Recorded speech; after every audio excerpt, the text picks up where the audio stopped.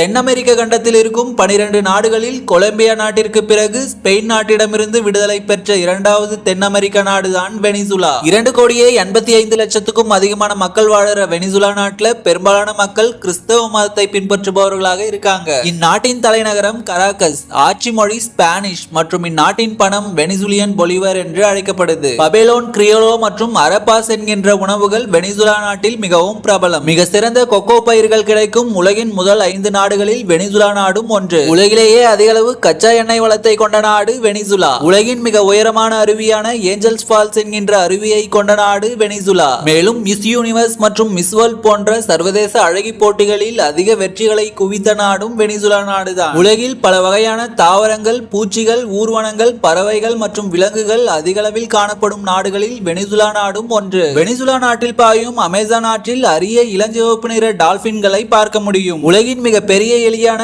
கேபிபெரா என்கின்ற எலிகள் வெனிசுலா நாட்டில் அதிக அளவில் காணப்படுகின்றது. மர்கரிட்டா ஐலாண்ட் மற்றும் லாஸ் ரோக்கியூஸ் போன்ற மிகவும் பிரபலமான கரிபிய தீவுகள் வெனிசுலா நாட்டின் கட்டுப்பாட்டில் உள்ளது. ஆனால் வெனிசுலா நாட்டின் அதிபர் நிக்கோலஸ் மடுரோ அவர்கள் தற்போது அமெரிக்கா நாட்டின் கட்டுப்பாட்டில் உள்ளார். அதிபர் மடுரோ மற்றும் அவருடன் தொடர்புடைய நபர்களின் சொத்துக்களை 4 ஆண்டுகளுக்கு முடக்க சுவிட்சர்லாந்து அரசு உத்தரவிட்டுள்ளது. சுவிஸ் பேங்கில் இருக்கும் இவருடைய சொத்துக்கள் சட்டவிரோதமானது என்று நிரூபிக்கப்பட்டால் அந்த அனைத்து சொத்துக்களும் வெனிசுலா நாட்டிற்கும் மற்றும் அந்நாட்டு மக்களின் நலனுக்காகவும் பயன்படுத்தப்படும் என சுவிட்சர்லாந்து அரசு தெரிவித்துள்ளது. நார்கோ டெரரிசம் மற்றும் அமெரிக்காவுக்கு போதைப் பொருள் கடத்த உதவி செய்து அமெரிக்க மக்களின் பாதுகாப்புக்கு ஆபத்தை ஏற்படுத்தினார் என வெனிசுலா அதிபர் மடோரோவை அமெரிக்கா ஒரு அதிபராக பார்க்காமல் ஒரு சர்வதேச குற்றவாளியாக பார்த்தது. இதுவே அமெரிக்க ராணுவ படையினர் மடோரோவை கைது செய்ய மிக முக்கிய காரணமாக அமைந்தது.